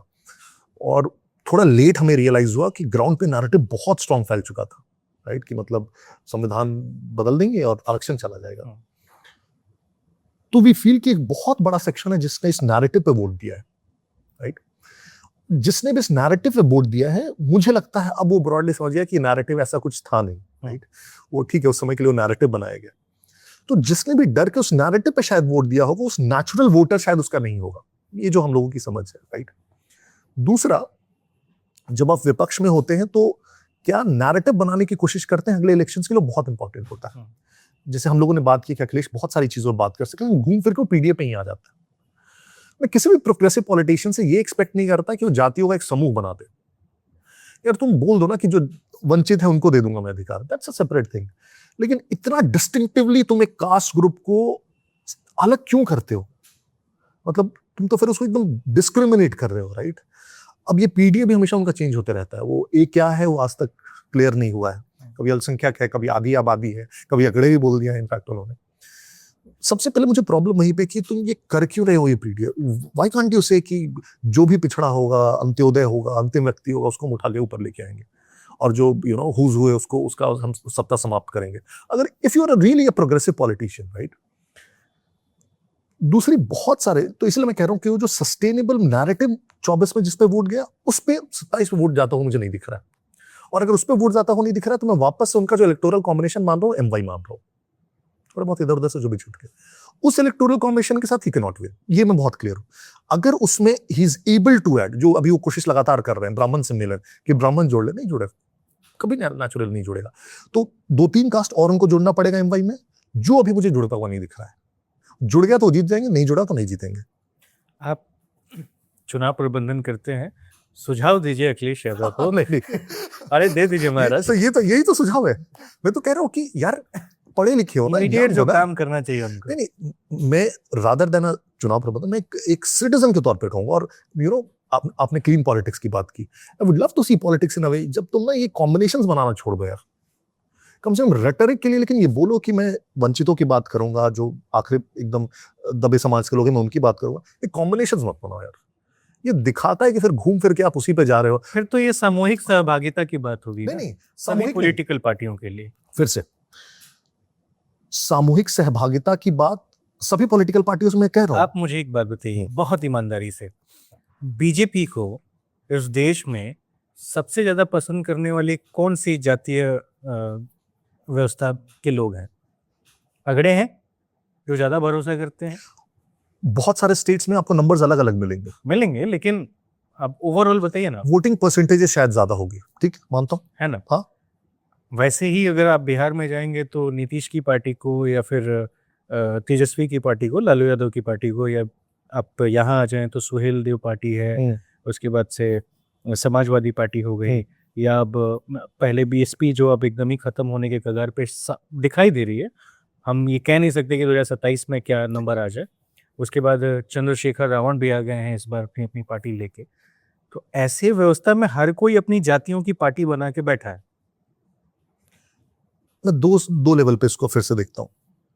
जैसे हम लोगों ने थोड़ी देर पहले वो जब क्रिमिनलाइजेशन ऑफ पॉलिटिक्स में बात की कि जो जीत रहा है आप उसी को टिकट दोगे, जो जीत रहा है आप उसको टिकट दोगे बनाम मैं खुल के क्रिमिनल्स को सपोर्ट करने लगूं, those are two different things. मुझे जो ज्यादा वोट दे रहे हैं, विनेबिलिटी लग रही है तो उसके कैंडिडेट ज्यादा निकल रहे हैं, डिफरेंट थिंग। लेकिन मैं खुलेआम मन से कह रहा हूं कि मैं इन जातियों की पार्टी हूं, डिफरेंट थिंग। मैं फिर से कह रहा हूं, हो सकता है कि फाइनली आपको उन्हीं का ज्यादा वोट मिले, but have the courage to say कि कोई भी किसी भी समाज से आता हो, पिछड़ा हो, मैं उसके साथ खड़ा हूं। इसको बोलने में क्या दिक्कत है? ये क्यों कहोगे कि ये कास्ट ग्रुप की मैं पार्टी हूं? तो फिर आप कैसे डिफरेंट हो अपने पिता के समय से या बाकी जो भी दूसरी पार्टियां जिसको आप क्रिटिसाइज करते हो? सिर्फ मेरा यही कहना है। तो बंटवारे की राजनीति तो सब कर रहे हैं ना, कोई हिंदुत्व के नाम पे, तो कोई जाति के नाम पे, नहीं, कोई धर्म के नाम पे। बहुत क्लियर है मेरा। अगर आप बीजेपी को इसमें कह रहे हो हिंदुत्व के नाम पे, आप मुझे क्लियरली बता दीजिए एक ऑफिशियल स्टेटेड प्रिंसिपल कि हिंदुओं की पार्टी, कहीं से भी बता दीजिए, या हमने कास्ट कॉम्बिनेशन वाइज कहीं बोला कि हिंदुओं की पार्टी, ये बता दीजिए। सबसे आप परसेप्शन की राजनीति होती है कि नहीं? देखिए, दो में difference, again don't mix two. Explicit मेरा statement versus perception, two different things. मैं एक्सप्लिसिटली पीडीए लिख रहा हूं अपने बैनर पे। बीजेपी के कई नेता सार्वजनिक रूप से आके कहते हैं। फिर से एक तो ऑफिशियल बयान पे जाते हैं, क्योंकि बड़ी पार्टियों में अब समाजवादी के नेता क्या क्या कहते हैं उसके तो कोई अंत ही नहीं है। अभी राजकुमार भाटी पे जाए तो उसने क्या क्या कह दिया उस पर तो नहीं जा सकते। Let's take the top leadership of both parties. PDA का बैनर पीछे लगा देना इज ऑफिशियल स्टैंड। पीडीए दिन भर में 10 बार बोलना इज एन ऑफिशियल स्टैंड, है या नहीं? आपको इससे इस पे डाउट हो सकता है, इस पे हो सकता है कि आप कितने हिंदुओं को करते हैं, मुस्लिमों को आपको कितना वोट मिलता है। कहते तो है सबका साथ सबका विकास। स्कीम्स के जितने इंप्लीमेंटेशन के डेटा है वो पार्लियामेंट में, लोकसभा में, फ्लोर ऑफ द हाउस पे ऑलमोस्ट 30 to 35%, राइट? बहुत क्लियर है। और ये खुल के हम बोलते हैं कि हम तुष्टिकरण नहीं करेंगे, will not give a special treatment, will treat everybody equally. ये स्टेटेड प्रिंसिपल है हमारा ना। अगला सवाल, बहुजन समाज पार्टी ने 2007 में 206 सीटें जीतकर उत्तर प्रदेश की सत्ता पर काबिज हुई, लेकिन 15 साल बाद वही पार्टी सिर्फ एक सीट पर सिमट गई। क्या मायावती की राजनीति खत्म हो चुकी है या दलित राजनीति का अगला अध्याय अभी बाकी है? यार एक ना बड़ा एक थ्रेड में देखता हूँ इंडियन पॉलिटिकल पार्टीज में, कि जिस पॉलिटिकल पार्टी में भी ना, क्योंकि इंडियन पॉलिटिकल पार्टी सारे आप देखेंगे, दो को छोड़ दीजिए आप, बीजेपी को, लेफ्ट पार्टीज को, इसको मैं ब्रॉडली कैडर बेस्ड पार्टीज मानता हूँ, राइट? बाकी सारी parties are family run parties, right, led by somebody. उन पार्टीज में जनरली क्या दिखता है ना कि अगर लीनिएज बहुत क्लियरली डिफाइंड नहीं है ना तो पार्टी बिखर जाती है इंडिया में। क्योंकि अब इसमें किसी का भी दोष हो सकता है, लीडर का, वोटर का, जिसका मानिए। वोटर को भी चाहिए कि उन्हीं के बेटे को वोट देंगे और ऊपर से भी वो उसी को थोपना चाहते हैं। और मैं ये पैटर्न देखता हूँ कि जहां जहां भी लीनिएज में थोड़ा सा डाउट हुआ है वो पार्टी थोड़ी बिखरी, राइट? आप एग्जाम्पल्स देख लीजिए, बीजू जनता दल में देख लीजिए। सबसे बड़ा रीजन वही था कि वो चले जाएंगे तो जो उनके ब्यूरोक्रेट थे वो उनकी सत्ता आ जाएगी। बहुजन समाज पार्टी में इशू आ रहा है, जदयू में इनफैक्ट ये इशू चल रहा है, आ रहा है, जो भी आप कह सकते हैं। नीतीश जी नहीं चाहते थे, एंड दिस आई नो। जितना मैं चित्रण जानता हूं उनको पढ़ा है at a personal level, I would always say he would have never wanted to bring Nishant into politics, right? लेकिन आना पड़ा, वो मजबूरी है उसकी, उस पार्टी की, उस पार्टी को सर्वाइव करने की, rather than him wanting him to. आपके जूनियर है वो? नहीं, हमसे बहुत सीनियर है। अच्छा, मेरे कॉलेज से वो सीनियर है। हाँ, ठीक है। तो बसपा में भी मैं वही होते हुए देख रहा हूँ, वो लीनियस डिफाइंड नहीं है। आकाश आनंद आए, फिर वो सस्पेंड हुए, फिर आए गए। तो नेक्स्ट ना वो हायरार्की नेक्स्ट दिख नहीं रहा है कि आगे कौन इस पार्टी को लेके आगे जाएगा। और इसलिए थोड़ा, एक तो सबसे बड़ी प्रॉब्लम वहां पे मुझे लग रही है। दूसरा मुझे ये भी लगता है कि 12 के बाद वो रेलेवेंस, क्योंकि जब समाजवादी पार्टी सत्ता में आई तो विपक्ष का रोल जो प्ले करना चाहिए था शायद, क्योंकि विपक्ष में भी आप जो रहते हैं, जो आप रेलेवेंस दिखाते हैं, उसी से अगली बार का नैरेटिव आपका बनता है। वो भी मुझे 12 के बाद थोड़ा थोड़ा वीक होता हुआ देखा, और वो ग्रेजुअल डिक्लाइन, और थोड़ा ग्रेजुअल डिक्लाइन होते हुए मुझे दिखा। प्लस 17 में फिर जैसे भाजपा की जब सरकार आ गई तो फिर वो ना बहुत द्विध्रुवीय हो गया भाजपा बनाम, और उसमें उनका रेलेवेंस नहीं दिख रहा अभी मुझे बहुत ज्यादा।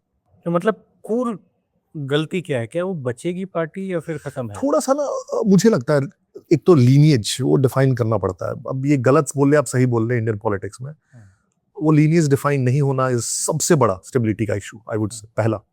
और दूसरा ना जो उनका वोटिंग ब्लॉक भी आप देखेंगे, दलित्स प्लस ब्राह्मण्स, अब जनरली हम ये बोल के चलते हैं, उसमें मुझे बहुत इशू नहीं लगता, लेकिन फिर भी मुझे लगता है ना कि जैसे लॉ एंड ऑर्डर पे लोग बहुत सारी बातें करते हैं, लेकिन एक पॉइंट के बाद, खासकर अब थोड़े मॉडर्न इंडिया में ना, अब आपको और भी चीजों की बात करनी होगी, क्योंकि जिस समय काशीराम ने बामसेफ बनाई, उस समय जो दलितों की स्थिति थी इंडिया में, मैं आज ये नहीं कह रहा हूँ कि बहुत अच्छी स्थिति होगी, लेकिन कम से कम ना राइट्स के सेंस में मैं बहुत इंप्रूव्ड मानता हूँ।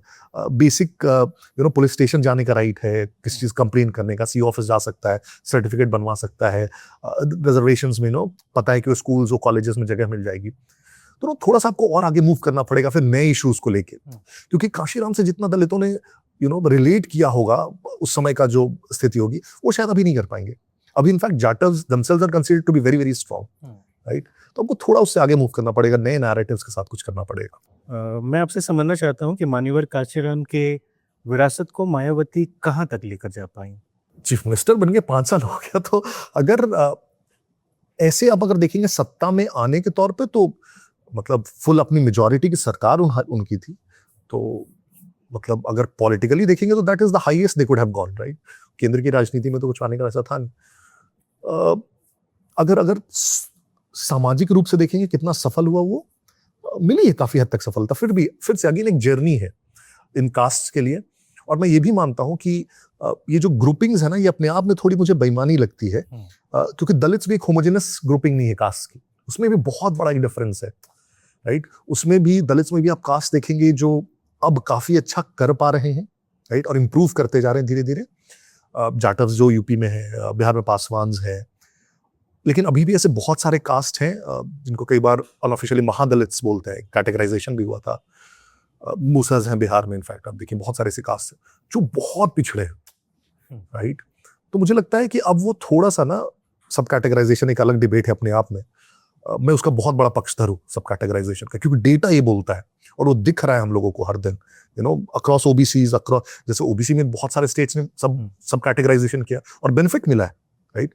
बिहार में ईबीसी को बहुत बेनिफिट मिला, अभी तेलंगाना ने तो 3 या 4 उसमें बाइफर्केशंस किए हैं, which is a very good step. Dalits में भी करना चाहिए। तो अब उन जातियों की बात होनी चाहिए जिसकी अभी तक तो, क्योंकि कभी भी ना इस तरह का कोई भी रेवोल्यूशन आया है या कोई भी ना चेंज आया है, तो हमेशा आप देखेंगे वो जो ग्रुप जिसने वो चेंज लाया है, उसके जो टॉप पर थे वो सबसे ज्यादा बेनिफिट हो जाते हैं उससे, और उसके नीचे वाले सारे छूट जाते हैं। उस पर्टिकुलर कास्ट में उनका राजनीतिक प्रतिनिधित्व भी नहीं है। अब आप पूरा द्रविडियन मूवमेंट देख लीजिए, द्रविडियन मूवमेंट जो पूरा हुआ तमिलनाडु में, वो शुरुआत हुआ एंटी ब्राह्मण मूवमेंट से। इनफैक्ट अकेला स्टेट है इंडिया में जहाँ एंटी ब्राह्मण मूवमेंट चला एक्सप्लिसिटली, तो उसमें भी यही बात हुई कि सबको रिप्रेजेंटेशन मिलना चाहिए। लेकिन आज सारे दलित्स डीएमके के खिलाफ हैं। क्यों? क्योंकि बोलते हैं यार तुम तो वही जो तुम्हारे कास्ट थे, वनियार्स थे, और भी जो भी उसके ओबीसी के टॉप कास्ट बोल सकते हैं आप, वो तो उनको बेनिफिट्स मिला, बाकी सारे पीछे छूट गए। ठीक है, योगी जी पर आते हैं। 1998 में पहली बार वो सांसद बने और 2017 में वो पहली बार मुख्यमंत्री बनते हैं। योगी जी को मुख्यमंत्री तो बना दिया गया, लेकिन बाद में वो गले की हड्डी हो गए, कंट्रोल से बाहर निकल गए, जैसे कि बाकी स्टेट के सीएम कंट्रोल में हैं, सेंटर के, मोदी जी के और अमित शाह जी के। वैसे योगी जी नहीं हुए। योगी जी एक दूसरे नेता हैं जो प्रधानमंत्री नरेंद्र मोदी के बाद विश्वविख्यात नेता हैं बीजेपी के। फिर वो चाहे हिंदुत्व की वजह से उनका एक जो परिचय है उसके वजह से हो, या फिर अन्य कारण आप बेहतर से जानते होंगे। नहीं, सो दो डिफरेंस है। एक तो यूपी अपने साइज के कारण भी आप देखेंगे दूसरे स्टेट से कंपेयर करना थोड़ा मुश्किल है। साइज में सिर्फ पॉपुलेशन नहीं बोल रहा हूं, तो पॉलिटिकल रेलेवेंस के तौर पर किसी और स्टेट से कंपेरेबल नहीं। ठीक है, पहला, वहां का कोई भी सीएम बनेगा ना, दूसरी पार्टी का अखिलेश भी रहता है ना, तो वो मतलब आपको नेशनल सीट पे अलग से दिखेगा वो व्यक्ति, ये आपको मानना पड़ेगा। दूसरा, एज अ व्यक्ति भी ये भी मानते हैं कि ही स्ट्रॉन्ग पर्सनैलिटी है, वोकल है। वो जैसे एक बहुत सारे सीएम्स वैसे भी हैं जो बहुत अच्छा काम करते हैं लेकिन थोड़ा कम बोलते हैं, दबी आवाज वाले हैं। वो वोकल हैं एक्चुअली अपनी चीजों को लेकर, अपने वक्तव्यों को लेकर, बातों को लेकर। तीसरा रोल आता है मीडिया का भी। इनफैक्ट चूंकि यूपी इतना ज्यादा रेलेवेंट है, वो खुद एक बहुत वोकल वक्ता है, अपने उनके स्टेटमेंट्स हैं, मीडिया उनको उतना ज्यादा स्पेस देती है, तो ये दिखता है कि हाँ बीजेपी में एक बहुत बड़े नेता है, वो सिर्फ एक स्टेट के चीफ मिनिस्टर के तौर पर नहीं दिखते हैं। वो क्योंकि आप मीडिया में जितना ज्यादा देखते हो उतना ज्यादा आपको, जितना रील्स उनके भाषण आपको दिखते हैं, पब्लिक बहुत कैच करती है, वो वायरल ज्यादा होते हैं उनके भाषण, बिकॉज वॉट एवर कंटेंट, तो इसलिए वो विजिबिलिटी है, इसमें कोई डाउट नहीं अच्छा, उनके व्हाटएवर कंटेंट को आप कैसे देखते हैं? है। उस पर आप सवाल पूछ सकते हैं बहुत स्पेसिफिक, मैं उस पर कोई ये दिक्कत नहीं है। तो मैं ये बोल रहा हूँ कि वो विजिबिलिटी एक्सेसिवली हाई है, और इस कारण से ये बातें निकल के आती है कि गले की हड्डी में कभी भी नहीं मानता हूँ, क्योंकि यार उनको भी और एज अ पार्टी भी मैं देखता हूँ, हम लोग जो भी कंजेक्चर्स करते हैं वो ये बस बोलते हैं कि वहां पे ऐसी बात हुई तो नाराज है। कभी भी एक भी स्टेटमेंट आप मुझे दिखा दीजिए जिसमें नाराजगी व्यक्त की गई होगी, क्योंकि कितनी डिसिप्लिन्ड पार्टी है। केशव जी नाराज हो जाते हैं, कुर्सी का बड़ा झमेला हो जाता यार, है, ब्रजेश पाठक जी अलग नाराज चल रहे होते नहीं। हैं। अब ये अगेन मैं उस पर डिबेट नहीं कर रहा, हो सकता, कहा सुनिए, मुझे स्टेटमेंट्स आप बता दीजिए जिसमें एकदम क्लियरली कह दिया गया है कि इनका नेतृत्व मुझे पसंद नहीं है, कुछ भी ऐसा एक भी क्लियर, या पार्टी के खिलाफ, वो नहीं दिखेगा। इतनी डिसिप्लिन पार्टी है, इतना बड़ा स्टेट है, इतने बड़े कई बार सर स्टेटमेंट जरूरी नहीं कि सार्वजनिक हो, पत्रकार और एक प्रवक्ता, एक लेखक, एक चुनाव प्रबंधक इस बात को बहुत गहराई से समझता है। मैं इस बात को कभी इग्नोर नहीं करता कि इतना बड़ा स्टेट है, उसके चीफ मिनिस्टर्स हैं, तो बहुत सारी चीजों पे मतभेद होगा। यार हमारी पार्टी में मतभेद नहीं होती है क्या? बिल्कुल होती है। ये एक्सेप्टेंस है। इस चीज से कहाँ कोई डाउट है। हाँ, कोई भी गवर्नमेंट चला रहे हैं आप, पार्टी में इतनी बड़ी पार्टी है, होंगे ही होंगे, लेकिन क्या वो इतना बड़ा है कि उसका प्रेसिडेंस स्टेट चलाने या पार्टी की प्रायोरिटी से ज्यादा? बिल्कुल नहीं। वो आपको प्रेसिडेंस कब दिखेगा? जब आप सार्वजनिक बयान दे देंगे, तो आप कहेंगे कि ये जो विवाद है ये पार्टी से या सरकार से ज्यादा महत्वपूर्ण है अभी, ये मैटर, इसको सॉल्व करना पहले जरूरी है। ये तो होता दिखाई देता है, बिल्कुल। तो नहीं है ना, तो दैट्स व्हाट आई एम बोल रहे। तो आम दिनों में गवर्नेंस चलाने में पार्टी के अंदर चीजों में बहुत मतभेद हो सकता है। मैं नॉर्मल बोल रहा हूँ, जब टिकट वितरण होता है तो इतना मतभेद होता है। टिकट वितरण में सबके अपने अपने ओपिनियंस होते हैं। कोई कहता है ये जीत जाएगा, कोई कहता है ये जीत जाएगा, सर्वे वाला बोल रहा है ये जीत जाएगा, होता ही है। 25 बार उस पर डिस्कशन होती है, तब जाकर टिकट मिलती है। अभी हाल ही में सर अखिलेश यादव ने कहा कि अगर लोकतंत्र नहीं बचाया गया तो 2027 उत्तर प्रदेश का आखिरी चुनाव साबित हो सकता है। क्या आप इसे सिर्फ राजनीतिक बयान मानते हैं, और विपक्ष को वास्तव में ही चुनावी प्रक्रिया और संस्थाओं को लेकर के आशंका है, जिसको सरकार को बहुत ईमानदारी से दूर करना चाहिए, खासकर इलेक्शन कमीशन और एसआईआर के प्रोसेस को लेकर के? उनका बयान मैंने भी देखा है। उनका बयान ऐसा था कि अगर समाजवादी पार्टी 27 का चुनाव हार गई तो भारत में फिर चुनाव नहीं होंगे, आखिरी चुनाव होगा ये। Very politically loaded statement. और क्यों? अगेन आप इलेक्शन प्रोसेस में जाएंगे तो समझ पाएंगे इस चीज को। वो एसेंशियली भारत की लोकतंत्र को अपनी जीत के साथ जोड़ रहे हैं। ये सेम 24 वाला प्लेबुक है कि अगर 400 सीट दे दिए तो संविधान बदल जाएगा, अगर हम हार गए तो उसके बाद लोकतंत्र नहीं बचेगा। ये वो वाला डर जो आपने कहा कि ईसीआई को, एसआईआर का प्रोसेस को कॉन्फिडेंस लाना चाहिए, मैं मानता हूं इसमें। और आप देखेंगे ना, मैं इतने क्रिटिसिज्म के बाद भी जब भी कुछ हुआ है, कम से कम वो एरोगेंस नहीं रहा है कि हम एक्सप्लेन नहीं करेंगे। राहुल गांधी एक इनफॉर्मल बैंगलोर में भी अगर वो प्रेस कॉन्फ्रेंस कर रहे हैं, इसे ऑब्लिगेटेड नहीं उसका आंसर करने के लिए, जब तक वो ऑफिशियली आप कंप्लेंट्स नहीं देते हैं, अपने ऑब्जेक्शंस नहीं बताते। इसी ने उस पर भी प्रेस कॉन्फ्रेंसेस किए, एक एक पे, और एक एक केस को दिखाया है। आपको ध्यान होगा उन्होंने जो जो नाम लिए उसका पूरा हिस्ट्री बताई कि इस केस में क्या हुआ, इस केस में क्या हुआ। मैं बिल्कुल मानता हूं कि ये पूरा प्रोसेस जितना ज्यादा भी आप डिटेल करेंगे वो थोड़ा सा कम है। सबको कॉन्फिडेंस में लेने की जरूरत है, लेकिन मुझे ये भी आप ईसीआई के प्रोसेस को सही मानते हैं पूरी तरीके से? क्या उसमें आपको कोई कमियां नहीं नजर फिर आती से है? कोई भी चीज खुद में ब्लैंकेट ब्लैक एंड व्हाइट नहीं हो सकता है। ये अच्छे इंसान, एक खराब इंसान, ये तो नहीं होता है ना। उसमें किसी एक विशेष, इनकी आदत में एक चीज बुरी हो सकती है कि वो सुबह लेट आते हैं, ये एक बुराई हो सकती है, लेकिन वो इंसान ही खराब है, ये तो नहीं हो सकता। तो आप वो बुरी चीज बताएंगे, तो that's what I am saying. आप प्रोसेस को क्वेश्चन करो, वो आपको करना भी चाहिए। जैसे बीच में हुआ कि ईवीएम्स आर हैकेबल, तो इसीलिए ने कहा कि हम हैकाथन कराएंगे, तो वहां पे आप जाइए, हैक करके दिखाइए, तो वो पूरा लूप कंप्लीट होता है ना, कि हाँ आपने बोला और एक्चुअली इसमें प्रॉब्लम थी। अभी आप क्या करते हैं, ब्लैंकेट क्रिटिसिज्म करते हैं। आप बहुत हल्के शब्दों का इस्तेमाल करते हैं, वोट चोरी तो वोट लूट लिया, तो सरकार चोरी कर लिया, ऑल ऑफ दोस थिंग्स। जब थोड़ा सा एक इन्फॉर्म डिबेट होने की बात आती है कि उसके किस प्रोसेस में, किस पॉइंट पे आपको दिक्कत लग रही है, तो आप नहीं आते हैं उसमें। फिर ये प्रॉब्लम है मेरा बस। तो विपक्ष को आप लोगों ने इनवाइट किया कि एक काम करिए, आप आइए और अपनी मर्जी का कोई भी ईवीएम चुन लीजिए, यहाँ पे रखा हुआ है। अरे हैकाथन कराया था ना ईसीआई ने, 2 बार इनफैक्ट कराया, 17 में कराया। सबसे पहले जब आपने एलिज किया था तो ईसीआई ने यहीं पे दिल्ली में हैकाथन कराया, सारे पॉलिटिकल पार्टीज को इनवाइट किया और कहा कि आप यहाँ पे हैक करके दिखा दीजिए। एंड किसी भी एक पॉलिटिकल पार्टी का एक भी व्यक्ति नहीं किया। फिर सुप्रीम कोर्ट में लोगों को फटकार लगी। फिर जब ये लोग गए थे ईवीएम्स को चैलेंज करने के लिए, ईसीआई ने जब हैकाथन कराया तो क्यों नहीं गए थे? एसआईआर पे भी मुझे बता दीजिए कि एसआईआर का तो मामला थोड़ा सा खराब है। जैसे हम बिहार भी गए और हमने जानने की कोशिश की, तो कई सारे ऐसे लोग हमारे कैमरे पे भी मिले जो बिहार से कभी बाहर गए ही नहीं हैं, लेकिन बिहार के वोटर रहे हैं हमेशा ही। और दूसरा ये कि कई लोगों का पुराने कागजात जो है ना वो चेंज नहीं हो पाए हैं, जिस वजह से उनका नाम में या किसी और चीज़ में खाता खसरा वगैरह में कुछ प्रॉब्लम है। लेकिन उसको आप वोट देने के राइट से ही हटा देंगे कि भाई तुम्हारा तो नहीं हो पाएगा, वो तो गलत है ना। नहीं, फिर से अगेन मैं भी बिहार में था, मुझे एक भी व्यक्ति, और मैं अगेन विदाउट बायस बोल रहा हूँ, ऐसा नहीं मिला जो पहले वोट देता आ रहा था या वहां का था और उसका नाम कटा हुआ था उस बार। मुझे एक भी व्यक्ति ऐसा नहीं मिला। ऐसे कटे हैं, मान लीजिए हो सकता है कुछ लोग मिले, गोपालगंज में कटे हैं, बेगूसराय में कटे हैं, चलिए दरभंगा मैं में मान मुझे लेता लोग हूँ कि मिले हैं। आपको व्यक्तिगत रूप से भी मिले होंगे। Let's understand the process first. जैसे एक सुबोध का नाम कटा हुआ था, कैसे कटा हुआ था वो आपको ध्यान है? जिसने राहुल गांधी को जिसने गाड़ी पे चढ़ाया था, उसने फॉर्म 6 भरने से इनकार कर दिया 2 बार बोलने के बावजूद। वो खुद बीएलए है उस बूथ का, उसका नाम कटना is not the responsibility of election commission. BLO था वो, खुद बीएलओ है और अपना फॉर्म 6 नहीं भर रहा है, कह रहा मैं नहीं भरूंगा। और उसका चस्पा लगा है, उस पर नाम लिखा हुआ है कि भाई तुम्हारा नाम कट रहा है, तुम अपना फॉर्म भर दो, और वो फिर भी इनकार कर दे रहा है। तो वो इलेक्शन कमीशन की तो जिम्मेदारी नहीं है। अंडरस्टैंड करिए प्रोसेस को। हमारे देश में पिछला 2003-4 के वोटर रोल पे चुनाव हो रहे हैं। एक नेचुरल प्रोसेस में क्या होना चाहिए, कोई भी व्यक्ति जब मूव करता है, कोई भी व्यक्ति जब उसका देहांत हो जाता है, उसका नाम कट जाना चाहिए। लेकिन कोई डिजिटाइज्ड रिकॉर्ड्स इंटरकनेक्टेड तो है नहीं। तो उसके बाद किसी व्यक्ति की मतलब देहांत भी हुआ है तो व्यक्ति इलेक्टोरल रोल में, आइडियली क्या होता है उसके लिए फॉर्म 7 भरिए डिलीशन के लिए। लेकिन हमारे किसको पड़ी है डिलीशन का फॉर्म भरने के लिए? कोई नहीं भरता है डिलीशन का फॉर्म। तो 2003 के बाद जितने लोग मरे 20 साल में, उन सबका नाम है वोटर लिस्ट में। क्या ये जायज है एज अ प्रोसेस? नहीं जायज है, राइट?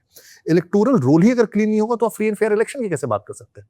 जितना बोगस वोटिंग होता है इसमें इलेक्शंस में, वो सारे उन्हीं के नाम पे होते हैं जो या तो वहां पे एब्सेंट है, अमृत लोग हैं, उन्हीं के नाम पे होते हैं। तो जैसे ही आप उसको क्लीन अप करते हैं तो बोगस वोटिंग को आप खत्म कर रहे हैं। अब दूसरा आता है उस प्रोसेस को आप कितना सिंप्लीफाई कर सकते हैं। जैसे मैं अभी का भी बता रहा हूं, अभी हमारे झारखंड में एसआईआर चल रहा है।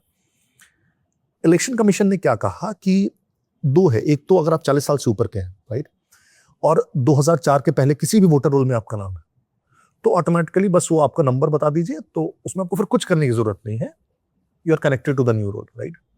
या फिर आप 40 साल से कम के हैं तो आप 2004 से पहले कोई भी व्यक्ति से अपना कनेक्शन बता दीजिए, बस उसका बेटा है, भाई है, पता है, जो भी है, कनेक्शन बता दीजिए, तो आप ऑटोमेटिकली इलेक्टोरल रोल में आ गए। इस प्रोसेस से ही सिर्फ 75% लोग कवर हो गए। मतलब उनको कुछ भी नहीं करना है, घर में बैठे रहना है। फिर उन्होंने क्या कहा, अगर आप 40 से ऊपर के हैं फिर भी आपका नहीं है इलेक्टोरल रोल में, तो फॉर्म 6 भर दीजिए, फॉर्म 6 भर दीजिए, नया जोड़ने का फॉर्म 6 भर दीजिएगा, और उसके साथ एक आइडेंटिटी प्रूफ दे दीजिए। जैसे नया वोटर जुड़ता है वैसे आप जुड़ जाएंगे। 40 से कम के हैं और कोई कनेक्शन नहीं मिल रहा है, तो आप जो एनुमरेशन फॉर्म है वो भरिए और बताइए कि भाई कनेक्शन क्यों नहीं मिल रहा है, कुछ तो उसका कारण होगा, तो कारण बता दीजिए। वैसे लोग हियरिंग में जाते हैं। हियरिंग का 3 लेवल का प्रोसेस है, राइट। लोकल लेवल पे हियरिंग होती है, फिर AERO होता है, RO होता है, फिर इलेक्शन कमीशन तक आप जा सकते हैं। तो देखिए ऐसा प्रोसेस जब आप उसको समझने लगेंगे ना, 1-1 महीने का टाइम दिया जाता है, फिर ड्राफ्ट रोल पब्लिश होता है, जितने बूथों पे जिसका नाम नहीं कट गया उसका वहां चस्पा होता है, राइट। BLA का नंबर सार्वजनिक किया जाता है, पॉलिटिकल पार्टीज अपने BLO अपॉइंट करते हैं, ड्राफ्ट रोल के बाद 1 महीना टाइम होता है फिर आपको भरने का फॉर्म 6 या फॉर्म, अगर आप नए हैं तो, या अगर आपको कोई उस पर डाउट है तो इस पूरे प्रोसेस में आप देखिए बहुत रोबस्ट प्रोसेस है। अगर इसमें कोई इंटरेस्टेड ही ना हो, ना मेरा नाम नहीं है तो मैं नहीं करवा रहा। बहुत सारे ऐसे लोग होते थे, अभी भी होते हैं, जो शहरों में तो मैं और बहुत सारे लोग बोलता मैं वोट नहीं देता यार, तो क्या उसका वोटर लिस्ट में नाम नहीं आ रहा, इलेक्शन कमीशन की जिम्मेदारी होगी? एज ए इलेक्टोरल ऐसा प्रोसेस आप बताइए मुझे, और क्या कर सकते हैं? हो सकता है उसमें आप, जैसे इनफैक्ट बीच में जब हुआ वो सुप्रीम कोर्ट में जब गया कि आधार को भी एक्सेप्ट करो, सुप्रीम कोर्ट कहा, फिर वो हो गया एक्सेप्ट, चल रहा है वो। BIT मिश्रा का स्टूडेंट पहले इंजीनियर बनता है, फिर XLRI जाता है MBA करने के लिए, फिर बड़ी बड़ी कॉरपोरेट कंपनीज में जॉब करना, फिर सडन उसको क्यों ऐसा लगता है कि यार कॉरपोरेट में एचआर मैनेजमेंट करते करते मुझे लगता है कि मैं पॉलिटिक्स में उतरूंगा और पॉलिटिक्स में चुनाव मैनेजमेंट करूंगा। कैसे वो क्यों आना हुआ? क्या कोई बदलाव लेके आना था? और बदलाव लेके आना था तो कौन से बदलाव ऐसे थे जो आपको नजर नहीं आ रहे थे, जो आपकी सरकार जिस भी पॉलिटिकल पार्टी के साथ आप एसोसिएशन में है, बीजेपी? हाँ, तो एक तो मुझे ये लगता है व्यक्तिगत लेवल पे मैं जब कॉर्पोरेट में था तो एक बस फीलिंग थी मुझ में कि अ, शायद ना जिस पोटेंशियल पे मैं कंट्रीब्यूट करना चाहता हूँ, मुझे लग रहा था कि मैं खुद के साथ जस्टिस नहीं कर रहा हूँ। मतलब एक होता है ना कि मैं जो कर सकता हूँ और जो मैं कर रहा हूँ उसमें मुझे मेल नहीं दिख रहा था। तो ऐसा कुछ नहीं था कि मुझे पॉलिटिक्स करना है, but I wanted to do something कि यार मुझे खुद को लगे कि मैं जैसे जैसे मैं एशियन पेंट्स में था और बहुत अच्छी कंपनी है, बट मुझे लगता था कि मैं नहीं भी रहूँ तो दूसरा कर लेगा यार। मतलब मृत्युंजय जरूरी नहीं है वहां पे, मेरे ही कॉलेज के दूसरा बंदा लेते हैं वो कर देगा मेरा काम, राइट? तो मतलब I am not needed as such. तो मुझे लगा तो as an individual I am really needed या नो। तो मुझे लगा कि वो कौन सी जगह होगी जहां पे मैं कुछ करूं तो मुझे भी लगे कि अच्छा है, मजा आ रहा है और मैं ही कर सकता हूँ, दूसरा व्यक्ति ये काम नहीं कर सकता क्योंकि मेरा पैशन है उसमें, मेरा स्किल है, I am unique to that place, right? तो ये सोच थी बस। लेकिन और 2018 में एक अपॉर्चुनिटी आई, छत्तीसगढ़ में डॉक्टर रमन सिंह जी मुख्यमंत्री थे और बहुत अच्छा एक प्रोग्राम वो लेके आए जिसमें वो एडवाइजरी रोल्स पे रख रहे थे लोगों को। सीएम हाउस में भी थे और एक डिपार्टमेंट में भी थे। तो उसमें मैंने अप्लाई किया। पैसे थोड़े कम थे ऑफकोर्स, क्योंकि सरकार उतना पैसा नहीं खुल के दे सकती है, बट अगेन फिर भी बहुत ज्यादा वो मुझे लगता है प्रोग्रेसिव थी, क्योंकि उस समय के हिसाब से देवर पेइंग अ लॉट। उनको जस्टिफाई करना पड़ रहा था कि क्यों हम लोग इतना पे कर रहे हैं। तो मुझे लगा कि यहाँ कम से कम वो रिस्क थोड़ा तो हम भी लेते हैं, वो भी ले रहे हैं, हम भी थोड़ा रिस्क ले लेते हैं, थोड़ा पैसे कम ही मिलेंगे, क्या चलते हैं। गया वहां पे तो पहला टेस्ट था ब्यूरोक्रेसी का, थोड़ा बहुत पॉलिटिक्स फ्रॉम दी मतलब फ्रिंजेस का। लेकिन मुझे बहुत अच्छा लगा वहाँ काम करके। मैं शुरुआती कुछ दिनों में एक डिस्ट्रिक्ट में था, बलरामपुर करके एक डिस्ट्रिक्ट है छत्तीसगढ़ के नॉर्थ में, बहुत ही पिछड़ा नया नया डिस्ट्रिक्ट बना था। मतलब वहाँ पे मैं उसकी पिछड़ेपन को एक्सप्लेन नहीं कर सकता आपको बहुत ऑनेस्टली। ऐसा नहीं है कि मैं शहरों में रहा हूँ, मैं बहुत ही छोटे जगह से आया हूँ, फिर भी मुझे वो जगह, क्योंकि नए नए जिला बना था तो जिला हेडक्वार्टर्स की चीजें भी नहीं थी, बेसिक इंफ्रास्ट्रक्चर नहीं था। तो मैं वहाँ कुछ दिन रहा, जमीन पे काम किया, छोटी छोटी चीजों को समझा। मनरेगा क्या है, पीएम आवास में क्या होता है, उज्ज्वला में क्या होता है, ये क्या प्रॉब्लम आती है, इसमें क्या प्रॉब्लम आती है। तो कई बार क्या होता है ना कि दूसरी तरफ से जब आप चीजों को देखते हो तो सरकार को बहुत गाली देते हो कि ये सब कुछ कम काम करते नहीं, सब निकम्मे है, ऐसे इनको काम करने की इच्छा नहीं है। लेकिन अब दूसरी तरफ आते हो, जब स्केल ऑफ थिंग्स देखते हो तो देखते हो कि एक्चुअली बहुत सारी प्रॉब्लम्स है, जो ना मतलब वो ऐसा नहीं है कि प्रॉब्लम उनको नहीं पता, लेकिन वो सॉल्व नहीं हो रही है रियल टाइम में, क्योंकि एक्चुअली अनसॉल्वेबल प्रॉब्लम्स है। क्योंकि इंडिया में हर चीज का स्केल इतना बड़ा है ना कि वो तो आप अप्रिशिएट कर पाते हो दोनों तरफ को, राइट? वहां गया, फिर सीएम हाउस में काम किया, पॉलिसीज पे काम किया, बहुत सारी चीजों पे काम किया। तो I loved that role to be honest, right? लेकिन 18 के एंड पे इलेक्शंस हुए विधानसभा के, और बीजेपी हार गई और कांग्रेस की सरकार आई, बघेल साहब मुख्यमंत्री बने। और जैसा पॉलिटिक्स में होता है कि यार पिछली सरकार के अपॉइंटी हो तो हमारे तो तुम व्यक्ति हो नहीं, तो तुम हाथ जोड़ लिया उन्होंने कि जाओ यहाँ से। और मतलब ऐसा भी बुला के भी नहीं हाथ जोड़ा, एक दिन सीधे अखबार के फ्रंट पेज पे निकाला कि इनकी सेवाएं समाप्त की गई, राइट? और फिर उसे बहुत सारे एलिगेशंस लगा दिए गए कि ये बाहर से आके हमारे राज्य के संसाधन को लूट रहे थे, इतना पैसे इन्हें दिए जा रहे थे बिना मतलब का, आरएसएस के एजेंट हैं, ये वो दिस दैट, बहुत सारे फील वेरी बैड। मुझे बैड इसलिए लगा कि मुझे लगा कि यार पॉलिटिक्स तो अपनी जगह है, लेकिन मैं एक मैच्योर पॉलिटिशियन उसको मानता हूँ जो वो आदमी पहले किसी का भी रहा हो, तुम उसे अपना आदमी बना के अपना काम करवा लो ना यार, है ना? मतलब उन्हीं आर के सिंह ने अरेस्ट किया आडवाणी को, बाद में उन्होंने उनको पीएस बनाया, राइट? तो अलग अलग रूल्स है ना। तो मुझे वो थोड़ी सी इमेच्योरिटी लगी। मुझे लगा कि यार दिस इज नॉट पॉलिटिक्स। मतलब तुम राज्य की तो कम से कम सोचो ना, बाकी सब छोड़ दो। और हम लोग, और बहुत अच्छे अच्छे उसमें लोग आए थे ना, बहुत अच्छे पेडिग्री से। तो जब वो नौकरी गई तो मैंने 2-3 महीना फिर सोचा, कॉर्पोरेट ऑफ कोर्स वापस जा सकता था। तो मुझे लगा कि क्या करना चाहिए लाइफ में। मुझे लगा कॉर्पोरेट जाके फिर मुझे लगा मैं सेटिस्फाइड तो होऊंगा नहीं, तो लाइफ लॉन्ग डिससेटिस्फैक्शन नहीं झेलना है। उसी प्रकार के रोल्स फिर मुझे और करने का इच्छा नहीं हो रहा था, क्योंकि मुझे एक जो बहुत क्लियर डिस्टिंक्शन समझ में आया कि ब्यूरोक्रेसी और पॉलिटिक्स के रिलेशनशिप में, कि ब्यूरोक्रेसी बहुत एफिशिएंट होगी तो किसी स्कीम को अच्छे से इंप्लीमेंट कर देगी, किसी पॉलिसी को बहुत अच्छे से जमीन पे ले जाएगी, वो डायरेक्शन नहीं सेट कर सकती है, वो नैरेटिव या पॉलिसी बना नहीं सकती है। जो सरकार या पॉलिटिक्स चाहती है उसका वो एफिशिएंसी का मैकेनिज्म भरा है।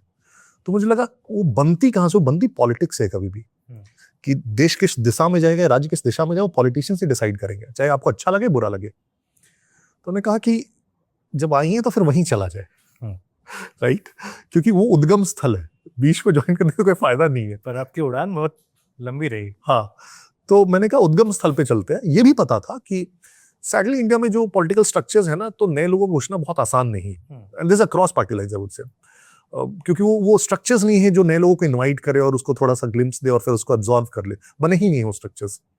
तो ये भी पता था कि बहुत ज्यादा चांस है कि सक्सेस नहीं कर पाऊंगा मैं वापस। तो मैंने कहा 1-2 साल देख लेते हैं, जो बचे कुछ पैसे हैं उससे सर्वाइव करेंगे, नहीं हुआ तो चले जाएंगे कॉर्पोरेट फिर अपना।